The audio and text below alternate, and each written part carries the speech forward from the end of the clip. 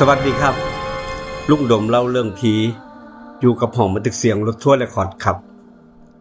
เรื่องนี้บ่แม่นเรื่องผีครับคุณผู้ฟังแต่คนที่ฟังจบแล้วหลายๆคนบอกว่ามันหลอนมันเป็นตาย้านกว่าเรื่องผีอีกเพราะสิ่งที่พังบ่แม่นชีวิตคนคนเดียวครับแต่มันพังไปเบิดทั้งครอบครัวเหตุการณ์นี้เกิดขึ้นจริงอยู่ที่จังหวัดกาฬสินธุ์ในตอนนั้นมีครอบครัวอยู่ครอบครัวหนึ่งครับคนที่เป็นผัวเป็นสร้างรับเหมาก่อสร้างส่วนเมียนี่ก็เป็นลูกมือของผัวนี่แหละคอยผสมปูนยกอิฐยกปูนให้แดดร้อนซ้ำใดทั้งสองคนสู้มานำกันสู้แดดสู้ฝนสู้มานำกันครับบางมือทั้งสองคนนี่แทบสิบ่มีเงินติดกระเป๋าเลยแต่สิ่งที่เขามีให้กันทั้งสองคือมีใจให้กันและกันทั้งสองคนสร้างชีวิตมาด้วยกันด้วยมือเปล่ากินข้าวจานเดียวกันมีหยังก็แบ่งปันกันจนทั้งสองคนมีลูกนำกันถึง2 คนครับลูกสาวคนโตเรียนอยู่ม.5 ในขณะนั้นส่วนลูกชายคนน้อยเรียนอนุบาลถึงสิลำบากเพียงใดแต่บัดนี้บ่เคยขาดเสียงหัวเราะหยอกย่อหยอกล้อกันอยู่เป็นประจ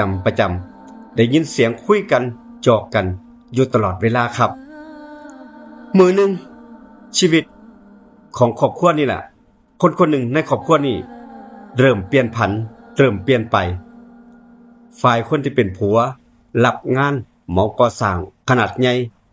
และแล้วเขาก็ต่อยอดไปเฮ็ดธุรกิจค้าขายน้อยๆกับคนที่รู้จักจากการก่อสร้างมาเฮ็ดธุรกิจค้าขายจากที่บ่มีจากคำว่าลำบากเริ่มต้นตั้งตัวได้เงินเริ่มเข้ามาครับคุณผู้ฟังทองเริ่มมีใส่บ่โดนทั้งสองผัวเมียก็มีสร้อยทองใส่ของคอเต็มคอมีรถป้ายแดงจอดอยู่หน้าบ้านเป็นภาพที่ผู้ใดในหมู่บ้านเห็นต้องหันไปมองหันไปเบิ่งจากคนที่เคยจนตอนนั้นครับกลายเป็นคนที่ผู้ใดก็อิจฉาแต่บางทีความสบายอาจเฮ็ดให้คนลืมความลำบากนำกันตอนมือเก่าๆหลังจากที่ทั้งสองคนมีเงินแล้วก็มีเวลาครับมีเงินมีเวลาเฮ็ดหยังก็ได้ส่วนคนเป็นเมียนี่เริ่ม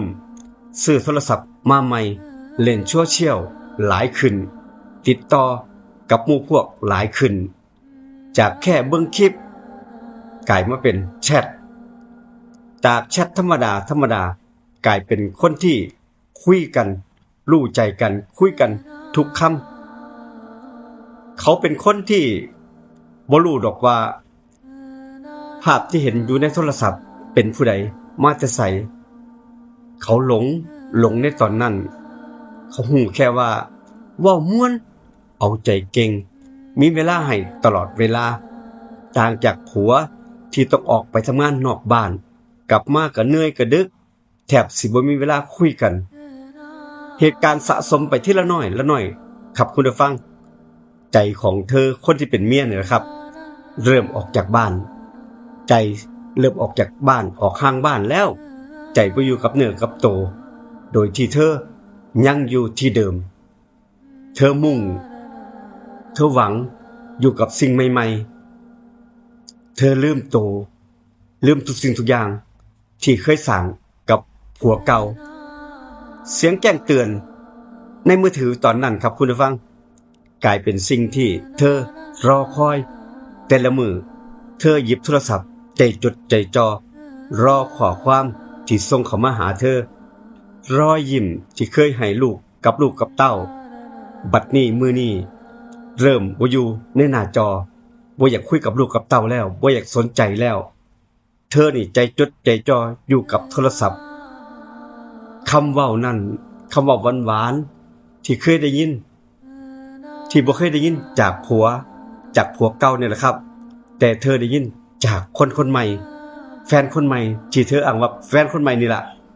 กลับได้ยินจากคนแปลกหน้าคนนี้ภาพอยู่ในโทรศัพท์เขาบอกว่าชายคนนั้นดูในโทรศัพท์เว้าแบบนี้เขาบอกว่าถ้าอยู่นํกันจะดูแลอย่างดีเสียความสุขทุกสิ่งทุกอย่างคำเว้าสั้นๆแต่ทำลายทุกสิ่งทุกอย่างที่เขาสร้างมานํกันกับแฟนเก่าเขานั่นหลายปีทุกสิ่งทุกอย่างมันจบลงแล้วเธอรู้หรอกว่าคนอยู่ในจออาจว่าเป็นความจริงเป็นแค่ภาพในอีกมิติหนึ่งในโซเชียลในออนไลน์ครับแต่ความรู้สึกของเธอตอนนั้นมันเอาชนะเหตุผลอย่างอื่นไปเบิดแล้วเธอบ่เชื่อเธอต้องเอาชนะเธอต้องไปจากบ่งนี้เธอหูแค่นั้นไปจ่ายเอาดาบหนาเพราะว่าเธอนี่ลงผิดคิดนำคนนั้นใจจดใจจ่ออยู่หม้องนั้นแหละครับผัวนั้นเริ่มสังเกตเห็นว่าคนที่เป็นเมียนี่เล่นโทรศัพท์เบิดมือหัวเราะอยู่ผู้เดียวกับหัวแอบพิมพ์แอบคุย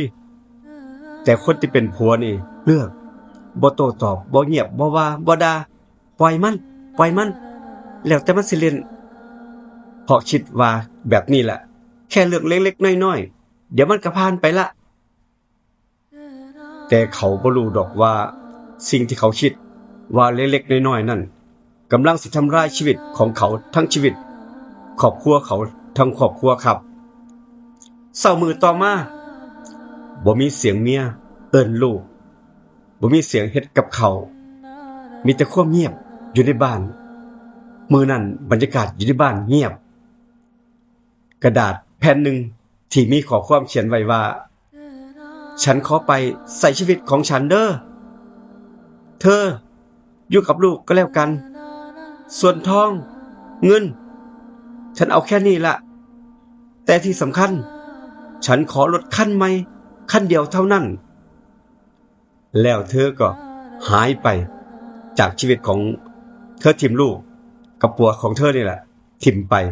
หายไปอยู่กับผู้ชายที่รู้จักกันแค่อยู่ในโลกออนไลน์